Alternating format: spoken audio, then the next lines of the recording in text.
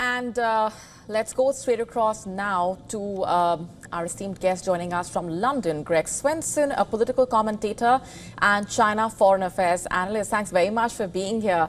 I have to begin by asking you for your assessment of what's really happening here. A string of questions, of course, and a lot of speculation and chatter about what's happening within the CCP.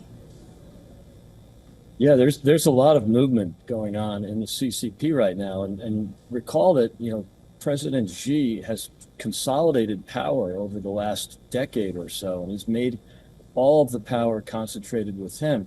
The problem with that is China is failing right now in many respects. So he has all the power, but he will get all the blame. So he's doing one of two things here. Either he is trying to delegate so all of the blame doesn't fall on his shoulders, or the party around him sees that the country is failing in many respects and wants to rearrange or restructure the power arrangement in Beijing. Right, but what would that look like, and what would the larger implications of that happening really be for China?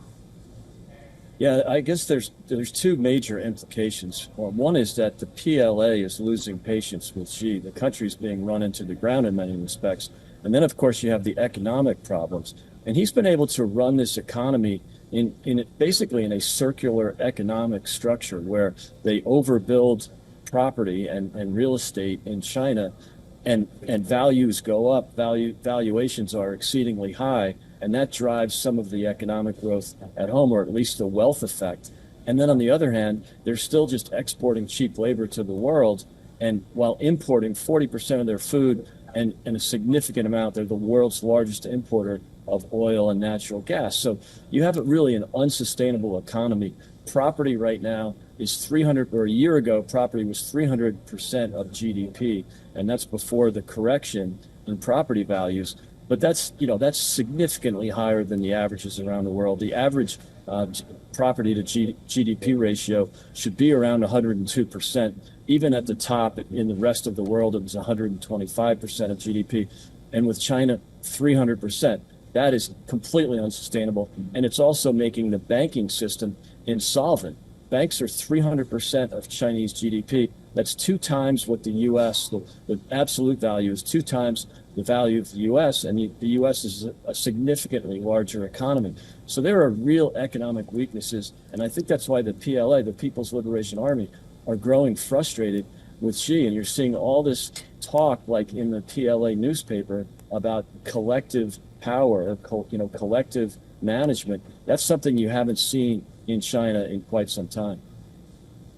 Right. What you're saying, Greg, also, indicates that there are larger systemic issues at play. So just replacing Xi Jinping, for example, will not really be the sure-shot solution. So what would that mean, and how would that really be processed in a country like China and in a system like China? Yeah, it's a great question because, we don't know what the replacement will look like. But what we do know is that what they're doing now is not working. It's unsustainable. The banks are basically insolvent. The banking system is in real trouble. Property values are going to continue to go down. There's no economic justification for the values.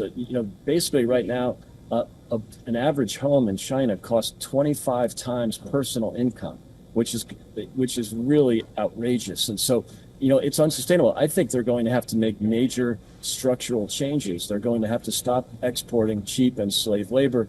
They're going to have to stop importing all their food. They're going to have to develop businesses at home that can help with sustain a consumerist economy. Right now, they're purely exporters, and there's basically very little consumption. It's all about property and all about being the world's factory floor and stealing IP. So I don't know what the solution is, but I do know what they're doing is not working.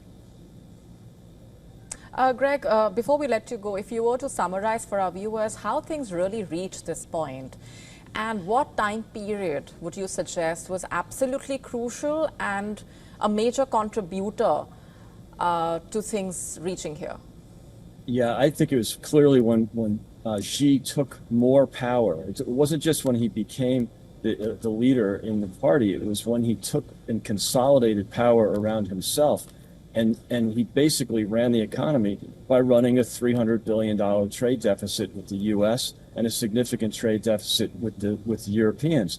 And he was able to get away with that. Well, that's coming to an end with President Trump coming in. There is no way that he's going to sustain that economic model at the expense of the United States and our European trading allies. So this is a really difficult time for Xi. There has to be major change, and it can't just be something tactical. It has to be structural.